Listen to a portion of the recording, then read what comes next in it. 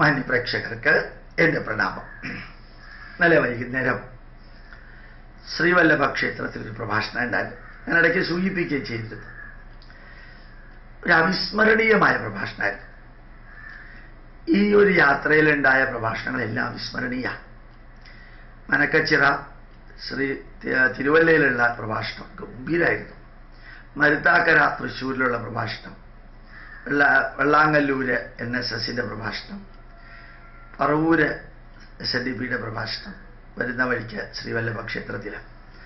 ശ്രീവല്ലഭ ക്ഷേത്രത്തിൽ ഞാൻ കഴിഞ്ഞ ക്ലാസ്സിൽ പറഞ്ഞ പോലെ ഒത്തിരി വൈകിട്ടാണ് തുടങ്ങിയത്. ആൾക്കാരുണ്ടാവില്ല വിചാരിച്ചു. പക്ഷേ വളരെയധികം ആൾക്കാരുണ്ടായിരുന്നു. അതിൽ ഞാൻ വളരെ വ്യക്തമായിട്ട് പറഞ്ഞു, ഈ ഹിന്ദു ധർമ്മത്തിനെ അവഹേളിക്കാൻ കുറേ പേര് മുമ്പോട്ട് വരുന്നുണ്ട്. ഒരു വിഭാഗം മുസ്ലിങ്ങൾ ഹിന്ദുക്കളുടെ വിശ്വാസങ്ങളെയും ആചാരങ്ങളെയും അനാചാരങ്ങളെയും ഈ വേദത്തിൽ അത് പറയുന്നുണ്ട്, അതിൽ ഇത് പറയുന്നുണ്ട്, ഇതിൽ അത് പറയുന്നുണ്ട് എന്നും പറഞ്ഞിങ്ങനെ അടിച്ചു വിടുന്നു. തലയ്ക്കകത്ത് ഒന്നുമില്ലാത്ത കുറേ പയ്യന്മാര് ആരുടെക്കോ പുസ്തകത്തെ വികലമാക്കിയിട്ട് അതിൽ ഇവന് ചേർക്കാനുള്ളത് ചേർത്തിട്ട് അതിങ്ങനെ പ്രചരിപ്പിക്കുന്നു. ഒരു വിഭാഗം മുസ്ലിങ്ങൾ ഹിന്ദുക്കൾക്കെതിരെ പ്രവർത്തിക്കുന്നു. ഒരു വിഭാഗം ക്രിസ്ത്യാനികൾ ഹിന്ദു ദേവതമാരെല്ലാം സാത്താന്മാരാണെന്നും പറഞ്ഞ് ഇങ്ങനെ മതപരിവർത്തനം ചെയ്യാനായിട്ട് പുറത്തൊക്കെ മതേതരവാദികളാണ്, അകത്ത് മൊത്തം മതത്തിന് വേണ്ടിയിട്ട് ഓരോ ക്രിസ്ത്യാനിയും പ്രവർത്തിക്കുന്നു. യുക്തിവാദികൾ ക്രിസ്ത്യാനികളും മുസ്ലിങ്ങളും ചെയ്താൽ ഒരു പ്രശ്നമില്ല. അവർ ഈ യുക്തിവാദികൾ ഒരിക്കലും ക്രിസ്ത്യാനിയോ മുസ്ലിമിനെ തൊടാനേ പോവില്ല. എനിക്ക് തോന്നുന്നു അവരുടെ പൈസ കൊണ്ടാണ് ഇവർ നിലനിൽക്കുന്നത്. അപ്പോൾ 3 വിഭാഗം ഹിന്ദുക്കൾക്കെതിരായിട്ട് പ്രവർത്തിക്കുന്നു. 4മത്തെ വിഭാഗം DYFIയും SFIയും. ഈ കണ്ണൂര് നടന്ന ആ 12ാം ക്ലാസ്സിൽ പഠിക്കുന്ന കുട്ടി അത് ശരിക്കും ആ അച്ഛൻ്റെ കുട്ടിയാണ് ജനിപ്പിച്ചത് എന്നറിഞ്ഞിട്ടും ഇവിടുത്തെ DYFIക്കാർക്കും SFIക്കാർക്കും ഒരു കുഴപ്പമില്ല. കൊട്ടാരക്കരയിൽ സെമിനാരിയിൽ അച്ഛന്മാരാവാൻ പോകുന്ന പിള്ളേരെ മുഴുവനും അവിടുത്തെ പ്രിൻസിപ്പാൾ അച്ഛൻ ശരിക്കും ലൈംഗികമായിട്ട് ഉപയോഗിച്ചു. അത് തെളിയിക്കപ്പെട്ട അറസ്റ്റ് വരെ നടന്നിട്ടും DYFIക്കാർക്കും SFIക്കാർക്കും ഒരു കുഴപ്പമില്ല. പണ്ട് ഹിമവൽ ഭദ്രാനന്ദായും സന്തോഷ് സ്വാമിയും 2 ഫ്രോഡുകൾ, 100% ഫ്രോഡുകളാണെന്ന് അറിയാവുന്നവരെ പിടിച്ചപ്പോൾ ഇതേ DYFIക്കാരും SFIക്കാരും കേരളത്തിൽ മുഴുവനുമുള്ള ആശ്രമങ്ങളിലേക്ക് ഇടിച്ചു കയറി നല്ല സന്യാസവൃത്തി നടത്തുന്നവരെ പോലും അവഹേളിച്ച് അധിക്ഷേപിച്ച് കയറുകൊണ്ട് കെട്ടി അവരുടെ താടി വടിക്കുന്ന കറക്റ്റ് ഇവരുടെ അച്ഛനും അമ്മയും ഇവർക്ക് പറഞ്ഞു കൊടുത്ത DYFIക്കാർക്കും SFIക്കാർക്കും പറഞ്ഞു കൊടുത്ത ചരയ്ക്കുന്ന പരിപാടി അവര് സന്യാസിമാരിൽ നടത്തി. എന്നിട്ട് സന്യാസമൊന്നും ഇല്ലാതെയൊന്നും ആയില്ല. അപ്പൊ ഹിന്ദുവിനെതിരെ മാത്രം പ്രവർത്തിക്കാൻ ഹിന്ദുക്കളായ അച്ഛനമ്മമാർക്ക് ജനിച്ച ഈ നാടിൻ്റെ ശാപമായി മാറിയിരിക്കുന്ന 2 യുവ സംഘടനകൾ പ്രവർത്തിക്കുന്നുണ്ട്.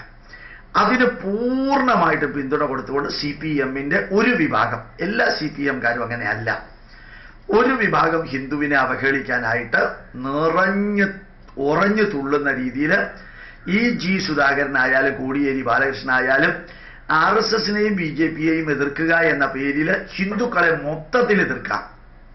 അങ്ങനെ ഒരു വിഭാഗം, ഒരു വിഭാഗം മുസ്ലിങ്ങൾ, ഒരു വിഭാഗം ക്രിസ്ത്യാനികൾ, പൂർണ്ണ രൂപത്തിൽ യുക്തിവാദികൾ, പൂർണ്ണ രൂപത്തിൽ DYFIയും SFIയും, ഒരു വിഭാഗം CPMകാർ ഹിന്ദുക്കളെ അവഹേളിക്കാനും അധിക്ഷേപിക്കാനും എല്ലാം ഇറങ്ങി പുറപ്പെടാം. ക്രിസ്ത്യാനികൾ എന്ത് ചെയ്താലും ഇവർക്ക് ഒരു പ്രശ്നമില്ല, മുസ്ലിങ്ങൾ എന്ത് ചെയ്താലും ഒരു പ്രശ്നമില്ല. ഇത് പദാനുപദം ശ്രീവല്ലഭ ക്ഷേത്രത്തിൽ ഞാൻ പറഞ്ഞു, നിങ്ങൾക്ക് ചെയ്യാൻ സാധിക്കുന്നത് സംഘടന ഉണ്ടാക്കലല്ല.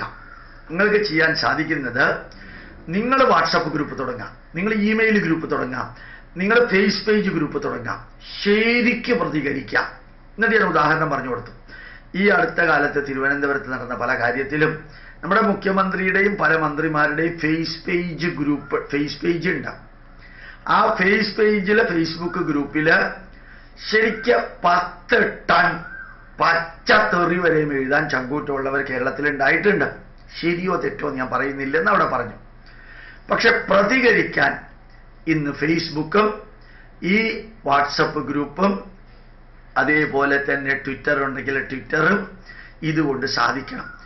ആ ശ്രീവല്ലഭ ക്ഷേത്രത്തിൽ വന്നിരിക്കുന്നതിൽ 60% യുവാക്കളായി. ഞാനിതെല്ലാം പറയുന്നത് അകത്തിരുന്നുകൊണ്ട് പുറത്തിരുന്നുകൊണ്ട് ധാരാളം പേര് കേൾക്കുന്നുണ്ടായി. 9:45 ക്ലാസ് തീർന്നപ്പോഴും ഒത്തിരി പെൺകുട്ടികളെ എനിക്ക് അത്ഭുതം തോന്നി. ജീവിതത്തിൽ കേട്ടതിൽ ഏറ്റവും ധന്യമായിട്ടുള്ള ചങ്കൂറ്റമുള്ള പ്രഭാഷണമാണ് സാറെന്നു. ഞാൻ പറഞ്ഞു, ഇത് ഞാൻ എല്ലായിടത്തും പറയാറുണ്ട്, ഇവിടെ മാത്രമല്ല. നമ്മൾ ഹിന്ദുക്കൾ തല ഉയർത്തി നിന്ന് ഇനി ഒരു 100 ജന്മമുണ്ടെങ്കിൽ ഹിന്ദുവായി തന്നെ ജനിക്കണമെന്ന് പ്രതിജ്ഞ എടുക്കാൻ പറഞ്ഞു. ശരിക്ക് ശ്രീവല്ലഭ ക്ഷേത്രത്തിന് വളരെ അകലെയല്ലാതെ തിരുവല്ലയിൽ നടന്ന SNDP യോഗത്തില്, മനക്കച്ചിറ നടന്ന SNDP യോഗത്തില് മെത്രാപ്പൊലീത്തയ്ക്ക് സ്വീകരണം കൊടുക്കലുണ്ടായിരുന്നു. ഞാൻ അവരോട് ചോദിച്ചു, ഈ വർക്കല ശിവഗിരി തീർത്ഥാടന കേന്ദ്രത്തിലെ പ്രകാശാനന്ദ സ്വാമിക്ക് ഈ പള്ളിക്കാർ ഒരു സ്വീകരണം കൊടുക്കുമോ? നമ്മൾ എന്തിനാ ഈ പള്ളിക്കാരെ സ്വീകരിക്കാൻ പോണത്? വിശാല മനസ്കത കാണിക്കാനാ? ഈ നാരായണ ഗുരുദേവനെ പള്ളിയിലോ മോസ്കിലോ അവർ വെച്ചിട്ടുണ്ടോ?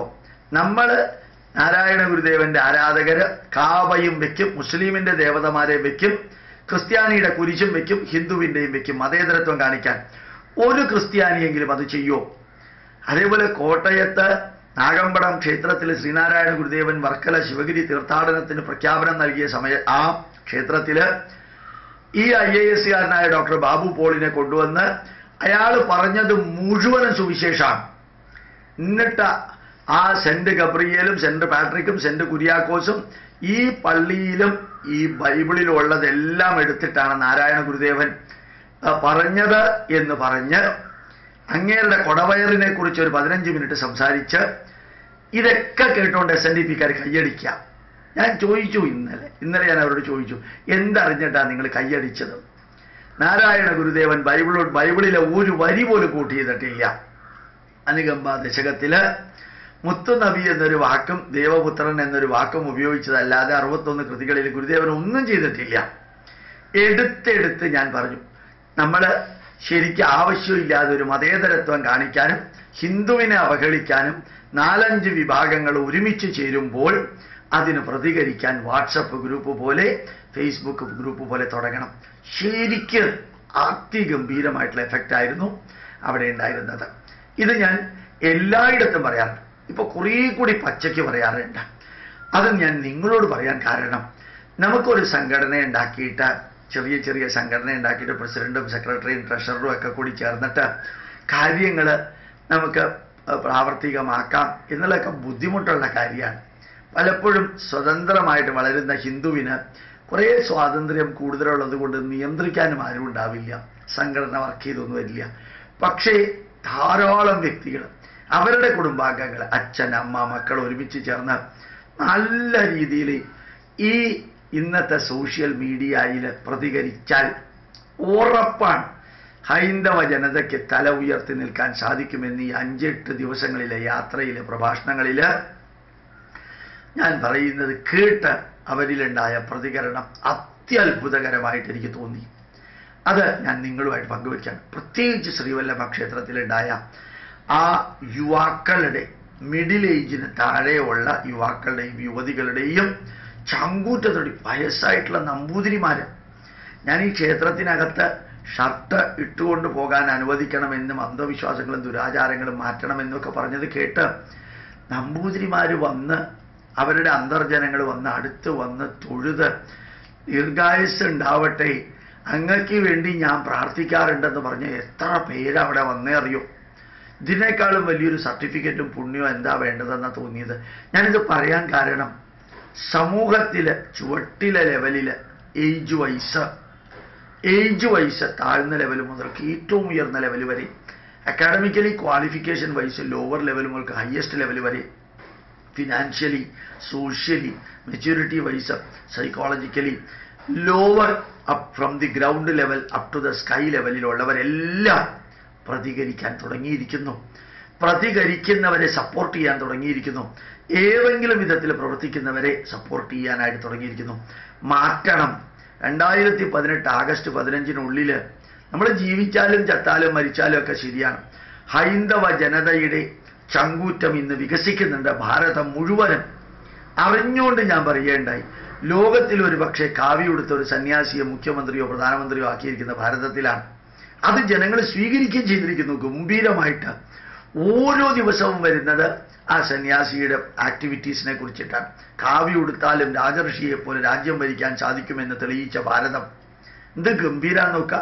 ആദ്യം കുറെ പേര് പട്ടി കുരയ്ക്കണ മാതിരി കുരച്ചു, കാളവണ്ടി ചന്തയിലേക്ക് തന്നെ പോകുമെന്നുള്ളത് അറിഞ്ഞപ്പോൾ ഇപ്പൊ പ്രത്യേകിച്ചൊന്നും പറയാനില്ല. അപ്പോൾ പ്രതികരിക്കണം, ചങ്കൂറ്റത്തോടുകൂടി പ്രതികരിക്കണം. നിങ്ങൾ ഓരോരുത്തരും സാധിക്കുന്ന ഭാഷകളിലും സാധിക്കുന്ന രീതിയിലും മാർഗങ്ങളും ഉപയോഗിച്ച് പ്രതികരിക്കാൻ SNDPയുടെ പറവൂർ ശാഖയിലും പറഞ്ഞു, അതേപോലെ തിരുവല്ല ശാഖയിലും പറഞ്ഞു, അതേപോലെ തന്നെ കോട്ടയത്തും പറഞ്ഞിരുന്നു, മരുത്താക്കരയിലും അതുപോലെ തന്നെയാണ് പറഞ്ഞത്. അതേപോലെ ലാസ്റ്റ് ശ്രീവല്ലഭ ക്ഷേത്രത്തിലും ഈ യാത്രക്കിടയിൽ പറഞ്ഞു. നല്ല എഫക്റ്റ് ഉണ്ട്, നമുക്ക് സാധിക്കും. പ്രണാമം, നമസ്കാരം.